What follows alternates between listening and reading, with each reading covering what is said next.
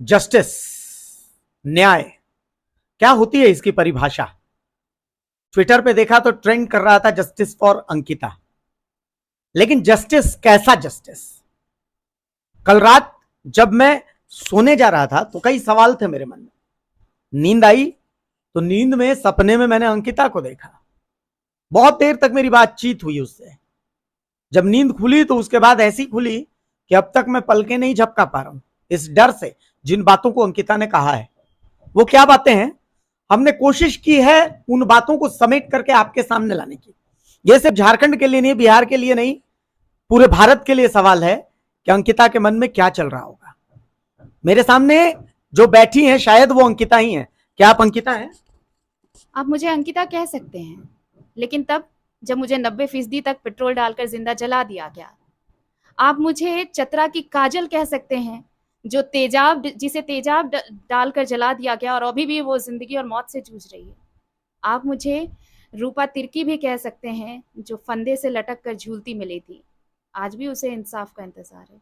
आप मुझे संध्या टोपनो भी कह सकते हैं, जो गौ तस्कर थे, उनकी गाड़ियों के नीचे आकर उसने दम तोड़ दिया। ये सब मैं हो सकती हूँ, पहचानना आपको है कि मैं हूँ कौन। अंकिता, मैं अभी जस्ट आपसे मिलने आ रहा था। उस समय कुछ फोटोज मेरे व्हाट्सएप पर आई। कुछ लोगों से मैं मिला तो उन्होंने बताया कि अंकिता का तो लंबा अफेयर चल रहा था शाहरुख से, और शाहरुख एक दिलजला आशिक था जिसने ऐसा किया। तो अंकिता इसको क्या कहेंगे, मतलब क्या कहना चाहती है? If it's no means no.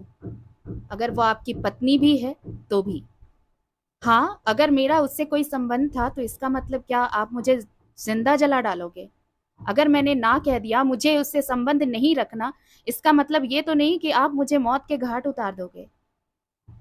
मेरा संबंध था तो अब उन संबंधों की दुहाई देकर ये कहा जा रहा है कि एक तरफा प्यार में नहीं, ये दोनों तरफ से संबंध था।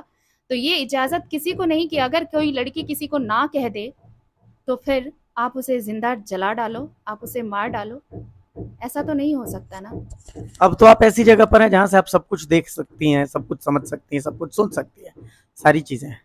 क्या लगता है, मतलब मैं मुझे जो पता चला कि अंकिता की मदद के लिए, चूंकि आपने बताया कि आप अंकिता भी हो, आप संध्या टोपो भी हो, आप रूपा तिर्की भी हो, आप काजल भी हो, अंकिता के लिए इंसाफ की लड़ाई लड़ने के लिए दिल्ली से कपिल मिश्रा आ रहे हैं।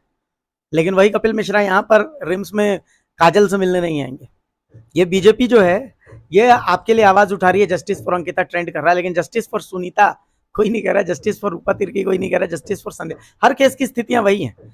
राज्य सरकार की तरफ से जो आपके विधायक हैं वो कह रहे हैं कि भाई अब कोई लड़के का किसी से संबंध चल रहा है तो इसमें सरकार और विधायक क्या कर सकता है।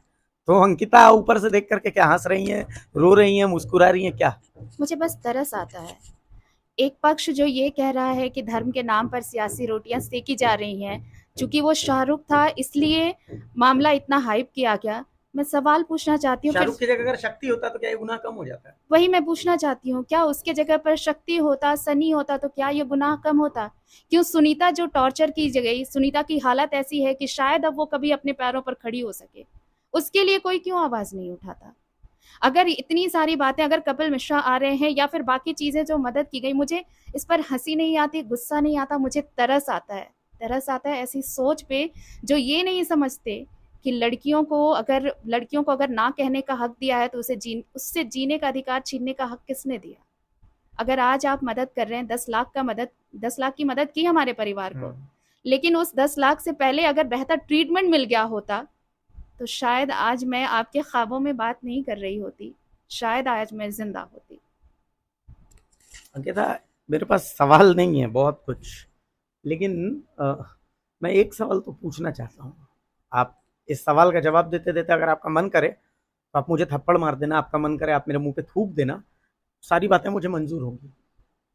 मैंने देखा कि 2 दिन तक हम मीडिया वाले, मैं अपनी बात कर रहा हूँ, मैं पर्सनली अपनी बात कर रहा हूँ, हम लोगों का इंटरेस्ट था कि लतरातू डैम में मुख्यमंत्री के प्लेट में मटन का कौन सी वैरायटी है। मुख्यमंत्री ने जब सीटी मारी तो 2 उंगलियां अंदर की थी, 4 उंगलियां अंदर की थी, या पूरा हाथ अंदर करके सीटी मार रहे थे। मुख्यमंत्री, विधायक और इनके साथ में एक मिस्ट्री गर्ल थी। वो मिस्ट्री गर्ल कौन है?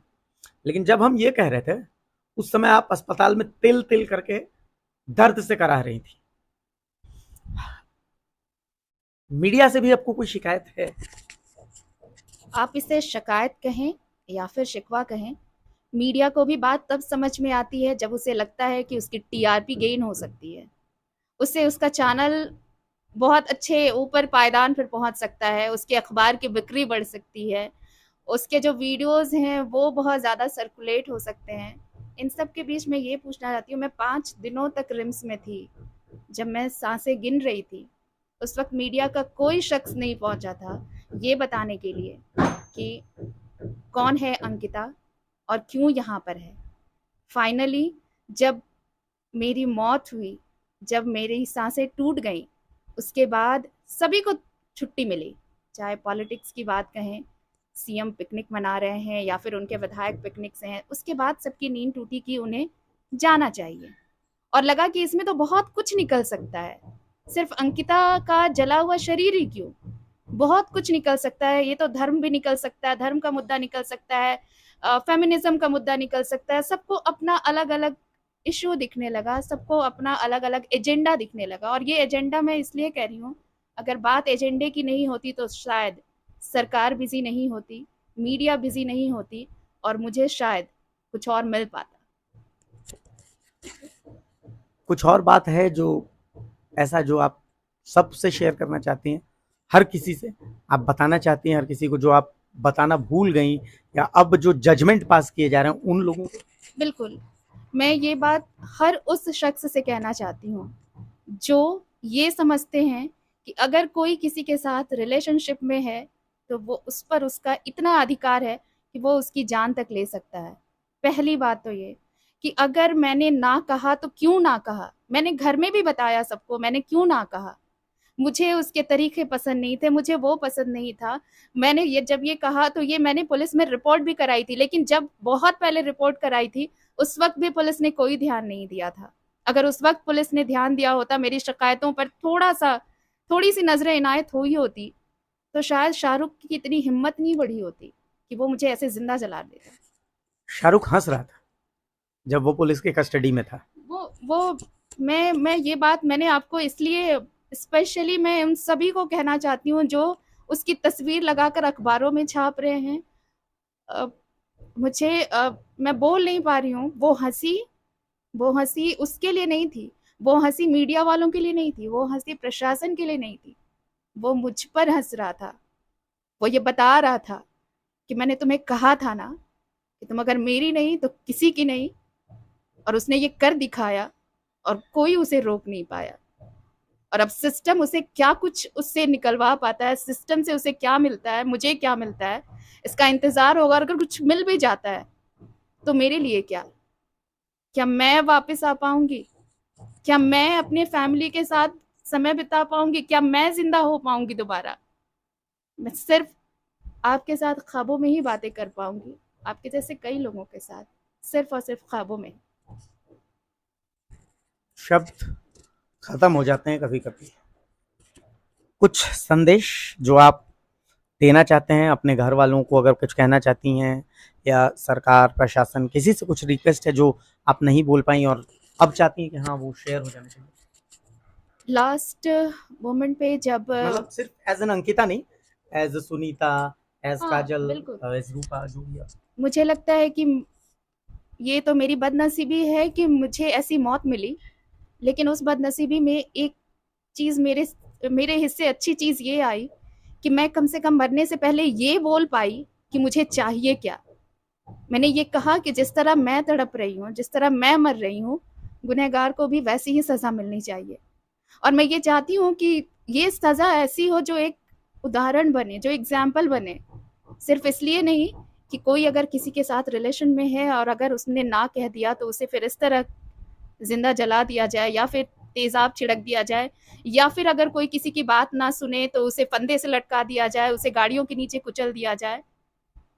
चाहे अंकिता की बात हो, सुनीता की बात हो, काजल की बात हो, रूपा तिर्की की बात हो, संध्या टोपू की बात हो, सबकी बस मुझे लगता है कि सबके लिए बस एक ही जवाब होगा, एक ही सवाल होगा कि अगर इंसाफ मिलता है तो वो इंसाफ एक नजीर बने, ताकि दूसरा जब भी ऐसी हरकत के बारे में सोचे तो उसे 1000 बार खौफ हो कि वो करने क्या जा रहा है।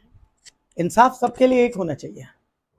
ठीक है, अच्छा है कपिल मिश्रा आ रहे हैं, अच्छा है, राजनीति चल रही है, राजनीति ऐसे ही मुद्दों पर चलती है, पर Ankita, so called Ankita, so called Rupa Tirkey, so called Sandhya से बात करने के बाद एक बात समझ में आती है, कपिल मिश्रा अगर आए, दुमका आए, बहुत अच्छा है, लेकिन सिर्फ इसलिए नहीं आए कि यहां पर आरोपी शाहरुख है, इसलिए भी उन्हें आना चाहिए कि चतरा की बेटी का आरोपी सुनील भारती है, इसलिए भी आना चाहिए कि सुनीता खाखा की आरोपी बीजेपी की नेता है,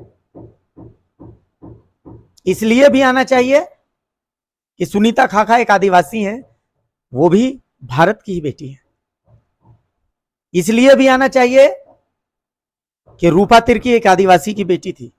हैशटैग जस्टिस फॉर अंकिता अगर ट्रेंड करता है तो हैशटैग जस्टिस फॉर सुनीता भी ट्रेंड करना चाहिए, हैशटैग जस्टिस फॉर काजल भी ट्रेंड करना चाहिए, हैशटैग जस्टिस फॉर संध्या टोप्पो भी ट्रेंड करना चाहिए।